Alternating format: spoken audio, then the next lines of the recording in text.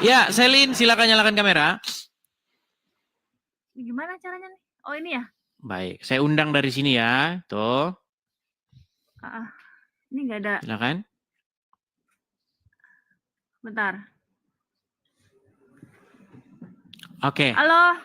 Halo juga, Selin. Saya mau tanya dulu nih, Iya. Selin. Ini Anda duduk atau bagaimana nih? Kok hanya Aku leher saja? lagi tungkurap nih. Bisa duduk? Duduk. Duduk di mana ya? Gini boleh nggak? Oke, baik. Oke, Selin. Anda seorang muslimah atau Kristen? KTP ku masih muslim. KTP masih muslim. Maksudnya bagaimana ini? Iya dulu waktu aku kecil aku muslim. Terus mulai tahun 2017 tuh aku udah nyari-nyari perbedaan itu. Terus aku jadi sekarang lebih percaya ke Kristen ya. Lagi Itu karena percaya. diri aku sendiri, bukan karena orang lain. Baik. Kita tes dulu gini, Selin. Di tempat saya ini terlalu banyak orang yang sudah keluar meninggalkan agama Islam. Tetapi orang-orang Islam tuh bilangnya begini, itu memang dari kecil sudah oten, nyamar, pura-pura, menyaru, begitu berbohong.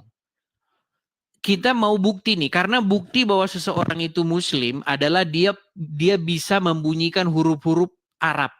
Coba, ketika kamu muslim dulu, bisa nggak kamu ingat-ingat bagaimana kamu ketika membaca Al-Quran? Atau gini, berapa lama sudah meninggalkan agama Islam? Dari tahun 2017. 2017, berarti sekitar 8 tahun yang lalu ya. Belum lama sebenarnya. Oke, coba bisakah kami mendengar jika kamu memang seorang muslimah dulu, bacaan-bacaan sholat, ayat-ayat apa begitu? Al-Ikhlas ya. Coba silakan. Bismillahirrahmanirrahim. Qul huwallahu ahad, Allahu somad, lam yalid walam yulad, walam yakul lahu kufuwan ahad. Oke, coba yang lain. Al-Fatihah. Silakan Al-Fatihah. Alhamdulillahirabbil alamin, arrahmanirrahim, maliki yaumiddin, iyyaka na'budu wa iyyaka nasta'in. Ihdinas siratal mustaqim, siratal ladzina an'amta 'alaihim ghairil maghdubi 'alaihim waladdallin. Oke, Amin. salah ini muslim, sah. Oke, silakan. Selin, sampaikan apa jalan ceritanya bagaimana biar kami tahu. Silakan. Dulu tuh waktu aku kecil kan aku sering ditanamkan sama orang tua itu, kamu tuh harus rajin sholat, harus rajin ngaji. Terus kalau misalkan kamu nggak kayak gitu nanti kamu masuk neraka gitu. Terus kalau misalkan ada bude apa saudara nih tiba-tiba nyetel TV ada yang lagi ibadah tuh di gereja kan suka ada TV tuh channel kayak gitu lagi nyanyi ya. Acara apa itu pada waktu itu? Acara apa ya, kayak di gereja gitu, ada acara tempat tapi ibadahnya di lapangan gitu. Oh, RCTI Terus atau aku tuh apa? dilarang. Kenapa? RCTI atau apa? Karena setahu saya satu-satunya TV yang nyiarin ajaran agama Kristen itu kalau nggak salah waktu itu RCTI doang. Aku nggak ingat soalnya itu aku masih kelas 1 SD gitu. Oh, yang masuk TV itu ya pendeta-pendeta Kristen yang masuk TV itu ada Pak Gilbert Lumoindong, ada Philip Mantopa, kemudian ada siapa lagi? Kalau zaman dulu masih zamannya Pak Gilbert dulu, masih yang di TV. Masih rambutnya masih model zaman-zaman saya masih kecil juga itu, masih SD. Gitu kan? Yang kamu tonton siapa waktu itu? Pak Niko juga ada. Nggak ingat, pokoknya itu cuma Oke, baik, nggak apa-apa, teruskan. Saya cuma pengen detailnya aja. Oke, terus lanjut. Ya, terus langsung suruh ganti gitu, matiin, jangan nonton itu. Terus langsung diganti berita gitu. Jadi aku pas udah gede itu mikir, kenapa sih keluarga itu selalu kayak benci banget sama hal-hal kayak gitu. Gitu. Kenapa gitu. Sampai aku penasaran sendiri kan. Oh, ternyata pas tahun 2017 tuh pas aku coba ke gereja, oh jadi gini gitu. Jadi tahu mereka tuh sebenarnya begitu tuh nyanyi, berdoa itu bener-bener memuji Tuhan dengan bahasa yang mereka mengerti gitu. Daripada aku yang ngaji tapi pakai bahasa Arab tapi aku nggak ngerti apa artinya gitu. Itulah yang akhirnya membuat kamu tergugah gitu ya. Ngapain kita kok kayak ngerapal-ngerapal bahasa tapi kita nggak tahu, bukankah kita lebih bagus pakai bahasa kita sendiri gitu ya? Iya, dan bukan cuma itu juga. Aku tuh kalau sholat kayak apa ya, monoton aja gitu. Ada gerakan ini itu, terus harus ngapalin ini itu. Gerakannya juga itu aja, udah gitu harus 5 waktu. Kadang suka ganggu waktu kerja gitu. Baik, ini Terus pas, kalau ini mantep input bener, juga ini statement luar biasa ini. Oke, gini, jadi kalau kita mau jujur-jujuran ya, memang sholat itu adalah aktivitas yang seperti yang barusan kamu jelaskan. Aktivitas-aktivitas yang sebenarnya ini kita nanti ngapain sih gini-gini terus baca-baca huruf Arab terus gini terus udah begitu. Apa sih ininya gitu? Kamu ngerasa seperti itu ya? ya, aku sendiri ngerasa kayak gitu. Dan yang lebih lebih aneh lagi tuh kentut juga batal. Kalau lagi mens juga nggak boleh. Aku sampai mikir kenapa mens nggak boleh? Mungkin zaman dulu itu dulu banget nggak ada yang namanya softtek gitu ya. Jadi takut kemana-mana darahnya, makanya dilarang gitu sholat lagi mens gitu. Mungkin kalau sekarang kan udah modern ya, udah ada softtek bla bla bla gitu kan. Ya masa kayak gitu aja nggak boleh? Padahal aku aja di gereja kentut lagi mens juga nggak masalah gitu.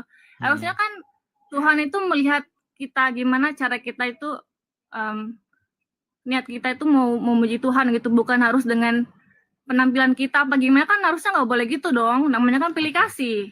Oke. Baik, jadi intinya apa kebiasaan-kebiasaan dalam agama Islam yang apa namanya hafal-hafalan, terus gerakan-gerakan begini, gerakan begitu, akhirnya membuat kamu itu ngerasa meaningless begitu ya, kayak nggak ada artinya begitu ya? Iya, Oke, monoton hanya aja gitu kalau ritual-ritual sholat. jasmaniah begitu ya? Sering nangis aku tuh kalau sholat nggak tahu nangisin apa ya, kayak nggak dihibur aja gitu. Tapi pas habis dari gereja itu datang aku disambut shalom gitu, bener-bener kayak keluarga gitu. Ditanyain mau penyimbang kitab enggak gitu. Terus nyanyi-nyanyi Oke, dengan bahasa yang aku nggak kapan itu ngerti. terjadi? Kapan kamu mulai pindah dari Islam ke Kristen? 2017. 2017. Oke. Makasih Bang Tobias. Jadi setelah itu yang terjadi dari 2017 sampai sekarang bagaimana? Ya beda aja, tapi ya sekarang karena aku mulai beda kepercayaan, aku teman-temanku juga nggak kayak gimana ya, ada yang nggak setuju, ada yang setuju gitu, kebanyakan sih nggak sejalan. Tapi susah kalau mau maksain mereka untuk ngertiin aku, susah karena mereka juga dari kecil tuh kayaknya mereka ditanamkan begini-begini suci, orang agama Islam tuh suci, jadi susah. Itu memang harus dari diri sendiri gitu, nggak bisa kita ngasih tahu gitu. Oke, baik. Ada sesuatu yang tertanam, pola pikir yang tertanam di dalam pikiran mereka bahwa Islam itu sedemikian rupa, kalau sholat harus bahasa Arab dan lain sebagainya. Iya, baik. Padahal kalau kita membaca Al-Quran, makasih Bang Tobias, makasih Bang. Kalau kita membaca Al-Quran, tidak ada di dalam Al-Quran itu perintah untuk sholat pakai bahasa Arab. Bahkan di dalam Al-Quran, janganlah kamu mendekati sholat dalam keadaan mabuk hingga kamu mengerti apa yang kamu ucapkan. Begitu. Jadi sholat itu dia harus tahu apa yang dia ucapkan. Kalau dia tidak mengerti apa yang dia ucapkan, dia seperti orang yang mabuk. Kalau orang mabuk itu kan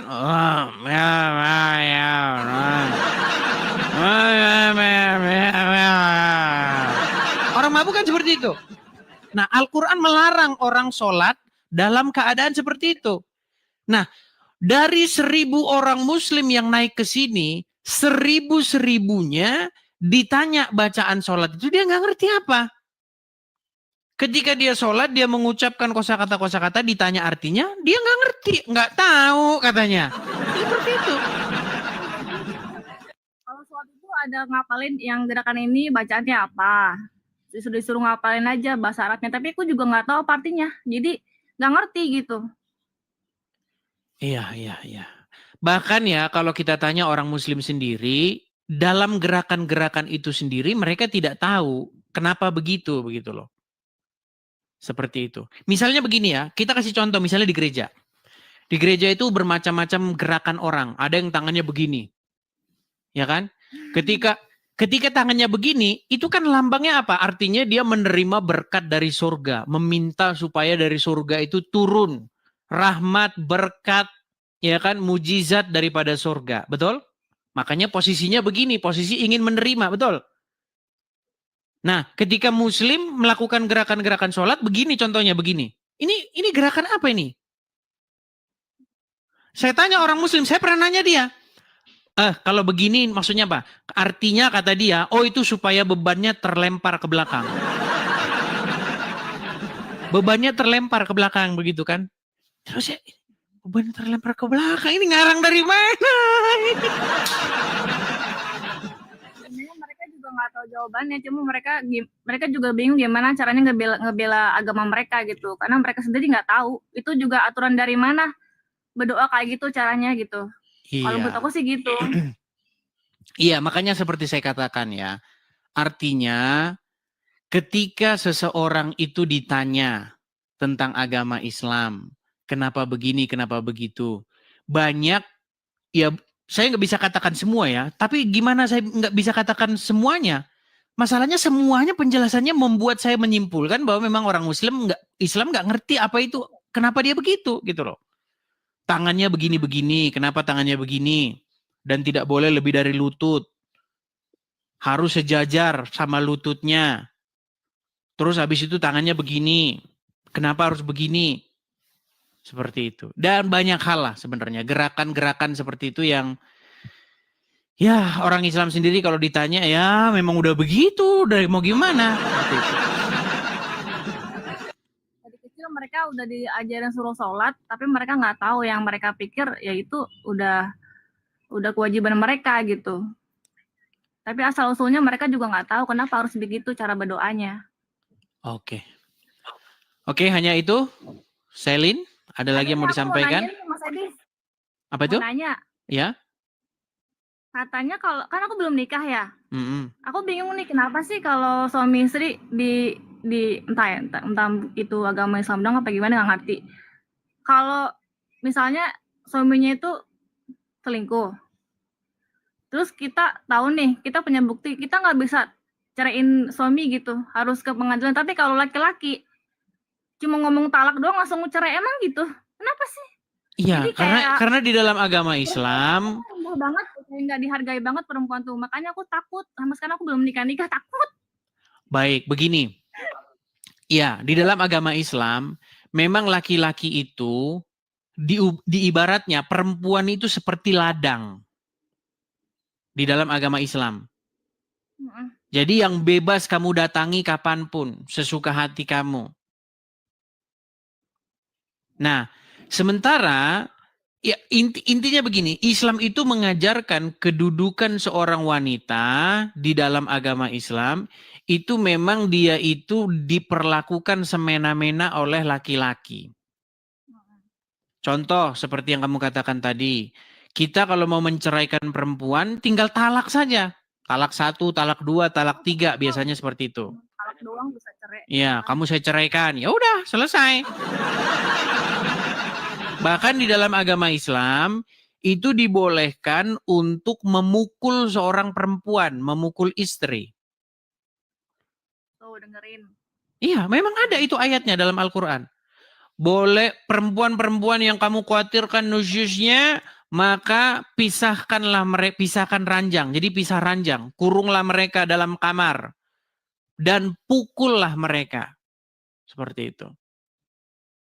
Nah, kalau di dalam agama Kristen, wanita itu adalah seorang penolong yang sepadan dengan laki-laki. Seperti itu. Jadi, perempuan itu penolong laki-laki dan sepadan dengan laki-laki. Dan di dalam sebuah rumah tangga, kalau di dalam ajaran agama Kristen, laki-laki itu diwajibkan untuk mengasihi istrinya. Sebagaimana Kristus juga telah mengasihi jemaat dan telah memberikan nyawanya. Seperti itu. Nah, tidak diperkenankan laki-laki itu untuk berbuat kasar kepada istrinya. Beda dengan ajaran agama Islam. Kalau dalam agama Islam, mukul boleh, mukul. ajaran Islam itu. Bahkan Muhammad sendiri itu tercatat pernah mukul istrinya. Nah, banyak orang-orang Islam awam itu nggak ngerti ini. Nah, makanya di dalam ajaran agama Kristen, pernikahan itu adalah sesuatu yang sakral. Pernikahan itu adalah sesuatu yang memang dilakukan untuk sekali seumur hidup sampai maut memisahkan. Itu yang diajarkan dalam ajaran agama Kristen. Makanya gitu, Mas Robi. ya, makanya dalam agama Kristen ada yang namanya pranikah. Biasanya sebelum orang menikah itu ada yang namanya pengertian sekolah pranikah dulu. Walaupun bukan sekolah sih namanya, tapi artinya satu pemahaman sebelum seseorang itu masuk ke dalam pernikahan. Seperti itu. Jadi diajarkan begini, konsekuensinya begini. Jadi nggak sembarangan begitu. Itu dalam ajaran agama Kristen. Nah, kalau dalam agama Islam ya sah. Gitu. Cerai. Ya beda, memang beda seperti itu. Jadi kalau saya sarankan kepada Selin, kalau memang benar-benar mau menikah, itu betul-betul harus mengerti lawan ini kita calon kita itu seperti apa, supaya nanti tidak menyesal seperti itu. Karena kita udah hati-hati memilih saja, ternyata setelah nikah orangnya lain, gitu. Iya. Seperti itu. Mungkin ada yang mau disampaikan lagi, Selin?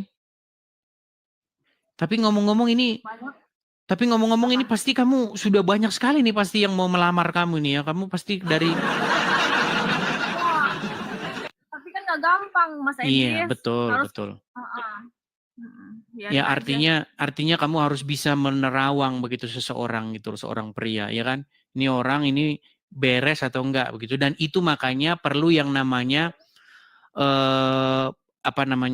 pengenalan satu sama lain sebelum nikah begitu. Nah, di dalam ajaran agama Islam, Pak Ustadz sering ngomong, di dalam agama Islam tidak boleh pacaran katanya. Gini, di dalam ajaran Kristen, apakah orang Kristen boleh pacaran? Pacaran boleh-boleh saja, yang penting pacaran yang sehat begitu. Nah, kalau dalam agama Islam katanya tidak boleh pacaran, tetapi yang menjadi keheranan, saya pernah berdebat dengan seorang, makasih Kak Ceki, terima kasih makasih Kak Ceki. Thank you Kak Ceki. Di dalam ajaran agama Islam, pada waktu itu lawan debat saya di Facebook, waktu itu zaman-zaman masih belum ada TikTok, dia bilang begini, lihat tuh orang Kristen pacaran. Pacaran kalau sehat nggak masalah. Pacaran yang sehat, ada batas-batasnya, mengenal satu sama lain, mengenal karakter satu sama lain. Nah, kalau dalam agama Islam nggak boleh pacaran, kata dia. Saya bilang, kalau tidak boleh pacaran, kenapa Allah menempatkan Adam bersama dengan wanita padahal belum nikah? Berarti justru inisiasi pacaran itu dari Allah. Nah, itu panjang lebar debat kami pada waktu itu. Nah, karena orang Islam sendiri bingung dia. Apakah Adam dan Hawa itu ketika ditempatkan di Taman Eden itu mereka menikah atau tidak? Sampai sekarang orang Islam nggak ketemu jawabannya. Apakah Adam dan Hawa di dalam Al-Quran itu berzina? Apakah dia memang menikah? Karena tidak ada dalam Al-Quran Allah itu menikahkan Adam dan Hawa. Tapi dalam Bible, ketika Tuhan menciptakan perempuan, ya kan? Apa firman Tuhan? Beranak cuculah dan berkembang biaklah dan penuhilah bumi. Jadi beranak cuculah, berkembang biaklah, itu perintah Tuhan. Nah, di dalam Al-Quran, nampaknya, karena orang Muslim juga kebingungan, Adam dan Hawa itu berzina di dalam Al-Quran itu. Makanya kesimpulannya memang, ya nanti kalau saya ngomong penistaan agama itu, ya intinya ya si Juma itu ya anak zina. Gitu. Seperti itu. Juma, Nandar, dan kawan-kawan, menurut Al-Quran mereka itu adalah anak-anak zina. Karena Adam dan Hawa dalam Al-Quran tidak pernah nikah alias berzina. Begitu. Ya, aku juga takut di poligami Mas Edis kalau nikah muslim itu. Kalau dalam muslim wajib. Nanti kamu kalau tidak dipoligami nanti kamu susah masuk surga. Kalau dalam agama Islam, istri yang mengizinkan suaminya kawin lagi, maka pintu surga akan dibuka selebar-lebarnya. Bagi muslim-muslim yang cerdas, itu akal-akalanmu aja itu. Itu bagi muslimah yang sudah mulai berpikir. Ya waktu itu juga aku mau cerita nih Mas Edis ya. Silakan. Kan aku punya kenalan tuh. Mm-mm. Teman sih. Ya. Teman kok, tapi dia tuh udah punya istri. Terus beberapa kali ketemu sama teman-teman, terus tiba-tiba dia nawarin gini, kamu mau nggak nikah sama aku tapi jadi yang kedua. Hah? Kamu kan udah punya istri, aku bilang gitu. Ya emang kenapa gini. Ya pokoknya singkat cerita, dia bilang gini, di dunia ini itu yang paling banyak itu perempuan, bukan laki-laki. Survei Jadi, dari mana? Makanya kenapa? Survei dari mana? Nah itu dia yang mengklaim sendiri. Jadi makanya kenapa laki-laki itu harus menikahi lebih dari satu perempuan, kata dia. Terus menurut kamu kalau misalkan lebih banyak perempuan, kamu harus nikah lebih dari satu gitu? Emang istri kamu nggak apa-apa? Istri saya nggak apa-apa, dia ngizinin kok. Hah? Kamu gila, kamu sakit ya, gue bilang. Kamu jangan gitu, itu namanya kamu menyakiti hati perempuan, gue bilang itu. Di situ aku berantem sama dia gara-gara aku nggak setuju dia mau nikah lagi, tapi dia nggak kasihan sama istri dia gitu. Iya. Tapi dia tetap aja kekeh. Dia merasa opini dia tuh benar dengan ajaran dia, kali nggak ngerti juga. Tapi gimana ya? Masa dia nggak punya perasaan sih? Dulu dia nikahin istrinya pakai cinta, pakai sayang, tapi sekarang dia malah kayak gitu. Jadi kayak nggak menghargai perempuan banget gitu. Aku udah bilang sama dia sampai aku berantem, kamu jangan kayak gitu, kasihin istri kamu, walaupun dia bilang nggak apa-apa, tapi kamu nggak tahu gimana perasaan dia, aku bilang gitu. Sakit tahu hati dia. Iya, itu seperti yang dialami oleh istrinya Agim. Teteh, siapa namanya? Teteh siapa? Istrinya Agim kan seperti itu. Agim kan nikah lagi pada waktu itu kan. Akhirnya cerai dengan istrinya, tapi akhirnya kembali lagi rujuk seperti itu. Ya, Arman Maulana, tahu kan Arman Maulana vokalisnya Gigi? Tahu kan? Dia itu seorang muslim, tetapi dia saja tahu seperti itu bahwa memperlakukan wanita seperti itu akan menyakitkan. Kan ada liriknya itu. Berawal dari Facebook baruku, kau datang dengan cara tiba-tiba, kan? Terpikir hati untuk mendua, tapi nurani tak bisa mendua. Ku hanya bisa berbagi. Seperti itu. Artinya memang hati nurani itu memang tidak bisa dibodohi begitu. Ya kan? Artinya itu pasti akan membuat hati istrinya itu pasti ya sakit lah seperti itu. Nah, bagaimana mungkin di dalam ajaran agama Islam itu mengajarkan yang demikian? Bahkan disunahkan itu sunnah. Ya kan? Sunnah, kalau menikah lebih daripada satu, itu justru mengikuti Muhammad. Tapi ini percaya nggak percaya, survei yang saya lakukan kepada banyak seorang perempuan muslimah, mereka tidak setuju dengan poligami. Jadi memang ya hati nurani sendirilah memutuskan Islam itu menurut Anda pantas nggak diikuti gitu aja. Kadang-kadang kita nggak usah jauh panjang lebar kali tinggi bahas kemana-mana, tapi nggak ini. Yang sederhana-sederhana sajalah. Islam itu kan mengajarkan begini, ya kan, dan lain sebagainya seperti itu. Iya Mas Edes, kasihan aja gitu yang mau dipoligami. Cuman karena dijanjiin surga atau gimana nggak ngerti. Ya katanya istri yang mengizinkan suaminya kawin lagi, maka pintu surga akan terbuka lebar. Kalau gitu, kalau perempuan juga nggak mau lah diduain. Nggak masuk akal banget. Ya kadang-kadang kalau kita berpikir ya bisa jadi itu ya cuman karang-karangannya yang nulis hadis itu aja gitu. Dia emang dari kecil udah agamis, udah ditanamkan seperti itu ya susah. Dia percaya aja gitu. Iya. Oke, hanya itu. Selin, ada lagi yang mau disampaikan? banyak sih cerita, tapi udahlah, kasihan yang lain dulu, buat kasih dia naik dulu, Merin. Oke. apa-apa. Abis ini Mungkin banyak yang next ingin time kamu untuk. Abis ini banyak yang ingin kamu ajak kenalan Ando pasti. Oke, terima kasih Selin, saya turunkan. Terima kasih Selin, saya turunkan. Selamat malam. Ya.